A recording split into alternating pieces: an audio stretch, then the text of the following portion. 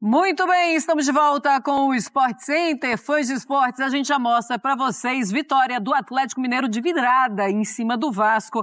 Eu estou ao lado do André Kfouri e da Mariana Pereira. Vou dar boa noite para o André com a pergunta. E agora, temos um Atlético Mineiro já com a cara do restante da temporada, mas principalmente o Atlético Mineiro com cara de Copas, André. Oi, Marcela, boa noite. Boa noite, Mariana, Felipe. Uma ótima noite a todos. Um bom resultado, uma boa vitória do Atlético Mineiro em casa na noite de hoje, mas um placar que não é tenebroso para o Vasco.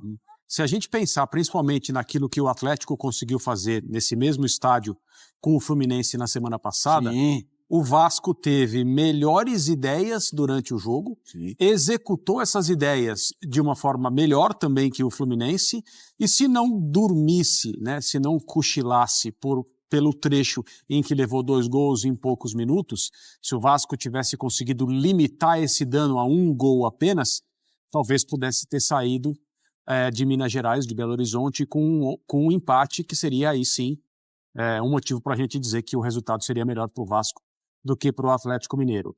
Mas é claro, né? Se o Vasco só levasse 1 gol, se o primeiro tempo terminasse 1-1, a gente não faz ideia do que aconteceria no segundo tempo. A gente só pode falar que no segundo tempo do jogo hoje, na Arena MRV, o Vasco basicamente se defendeu e o Atlético tentou, das maneiras que poderia, fazer um gol que estabelecesse uma vantagem de 2 gols nesse placar.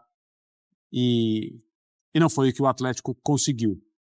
Eu acho, em relação ao que o campo mostrou, o placar do jogo é rigorosamente a diferença entre o Atlético e o Vasco na noite de hoje. Sim. Não necessariamente nesse momento no ano.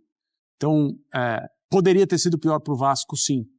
Mas eu não entendo que o Vasco vá embora para casa lamentando muito. Há todos os motivos para o Vasco achar que na partida de volta ele pode fazer um papel melhor, mesmo porque o time do Atlético oscila e fora de casa é um time bem diferente do que tem sido na Arena MRV, onde não perde há 9, agora 10 jogos, né?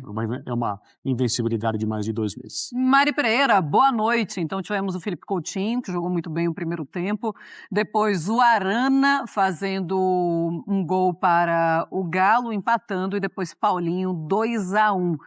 Um Galo que não se assustou depois do gol do Felipe Coutinho. Partiu para cima e conseguiu a virada. De fato, uma boa noite para você, para o Felipe, para o André, fã de esportes que nos acompanha. É verdade, toma o gol da maneira como ele acontece, um golaço do Coutinho, numa estratégia muito clara do Vasco de contra-ataque.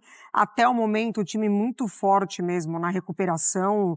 O Paiva, ele precisou organizar a equipe praticamente sem peças pelo lado direito, né? Porque ele não tinha Adson disponível, Ryan disponível, David se machucou, então ele precisou inverter o Emerson, e aí ele escolhe o Puma para entrar nessa segunda linha para justamente cobrir esse lado direito. Então a gente viu várias vezes o Pumita até trazendo para dentro pro Paulo Henrique aproveitar o corredor.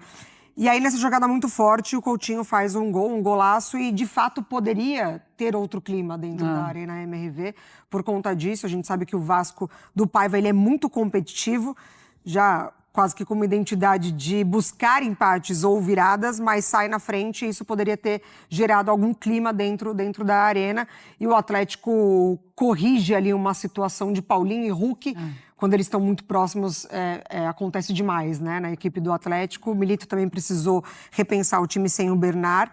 A opção foi o Rubens, que fez uma boa partida, apoiou muito, liberando o Arana, né? Também para trabalhar por dentro, também para se aproximar desses jogadores de frente. E aí a virada acontece em lances muito claros de Milito, né? Em aproximação, com os principais jogadores participando. A volta do Otávio também é muito importante.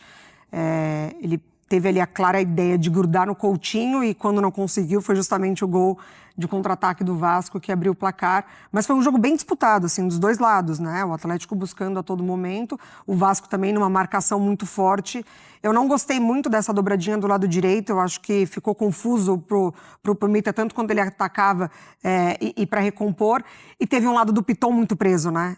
O Vasco funciona muito com o Piton aproveitando o corredor, justamente para buscar o Verratti, e ele não conseguiu porque é o lado onde o Hulk trabalha muito, onde ele cai muito por aquele lado esquerdo defensivo do adversário, e aí uma das armas do Vasco ela não conseguiu ser utilizada, que é justamente com o Piton pela esquerda. Vamos passar a ficha técnica do jogo, desse 2-1 de virada do Galo para cima do Vasco, semifinal da Copa do Brasil, jogo 1. O Vasco, o Galo teve mais posse de bola, 62%, finalizações 13-7, certas 6-1. Ações na área rival 24-13, grandes chances 4-2, duelos vencidos 63-47. André, o Galo, que tem muita força, mas oscilava bastante, no jogo contra o Fluminense que você cita, muita gente falou, pode ser aquele clique no momento muito chave. E a gente viu essa performance de novo.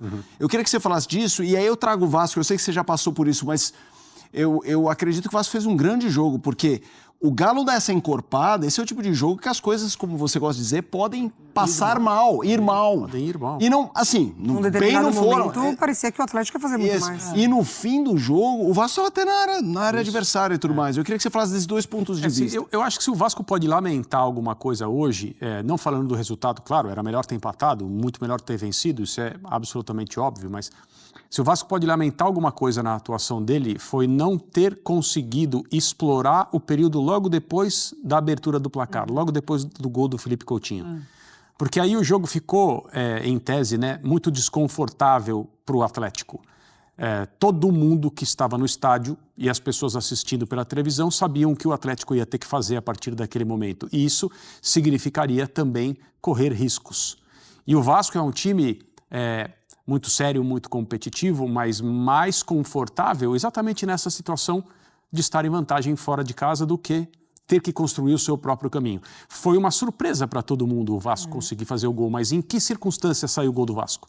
Num contra-ataque, muito bem armado, desde o momento em que o Vasco recupera a bola até ela chegar ao Felipe Coutinho, que é o jogador que com esse lance meio que ilustra por que o Vasco o contratou.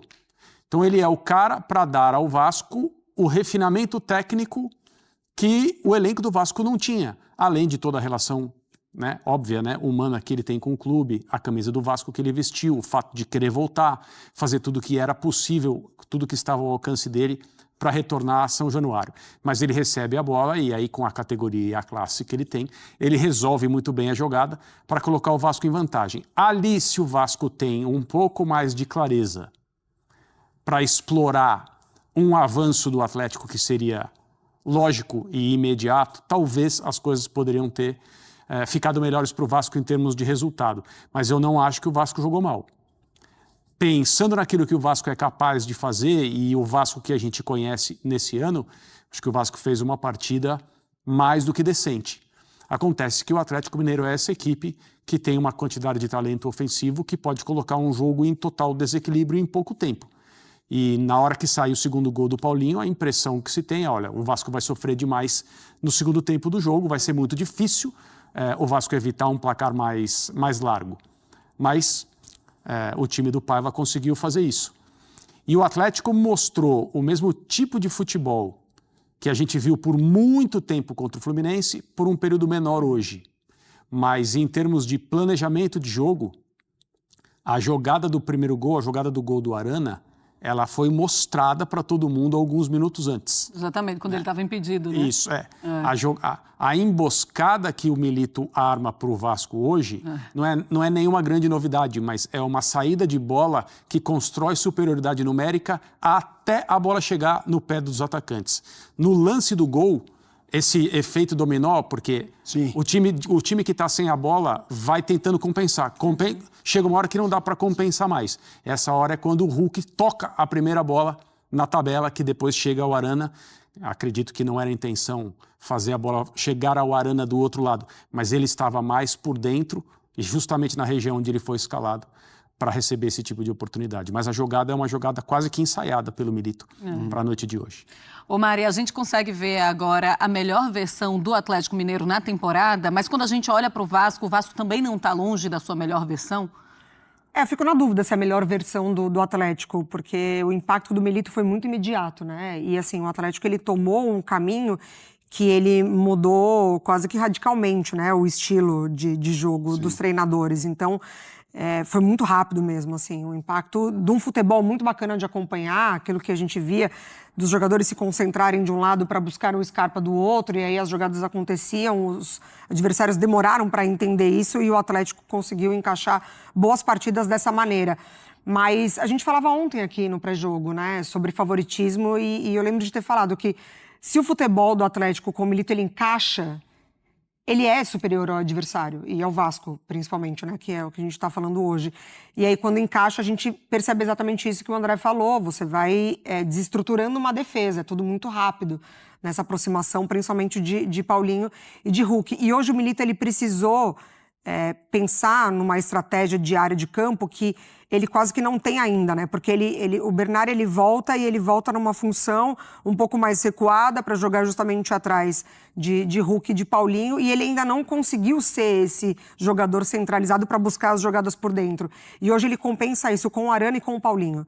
O Paulinho foi muito esse cara, até depois ele se aproximar do Hulk e o Arana aparecendo centralizado, também com o Rubens fazendo muito bem esse lado esquerdo. Então o Vasco ele caiu muito fácil nessa armadilha e o Atlético foi inteligente de aproveitar. No segundo lance do gol, a gente vê muita liberdade por esse lado direito, né? Porque o Paulo Henrique tá lá na frente para tentar apoiar, o Pumita não volta e é o Maicon que vai tentar... Ele nem impede o cruzamento do Arana, né? Mas é ele que vai tentar encurtar espaço e não há. O Arana tem muita liberdade para o cruzamento. Mas o Vasco, ele é um time muito competitivo. Então, assim, ele tem um encaixe, ele dificilmente se perde no psicológico e no emocional, como ele já se perdeu em determinados momentos. Tem aquele lance do Paulinho com o Maicon que ele falha e o Paulinho perde o gol, que ele consegue passar pelo Maicon. Então, a gente ainda consegue ver deslizes, principalmente na defesa, né? Ou com o Léo, ou com o Maicon. Hoje, o Paiva troca para o segundo tempo o Esforça e, num determinado momento, também fica ali uma área para o Atlético trabalhar. Mas é um Vasco muito competitivo que leva a um placar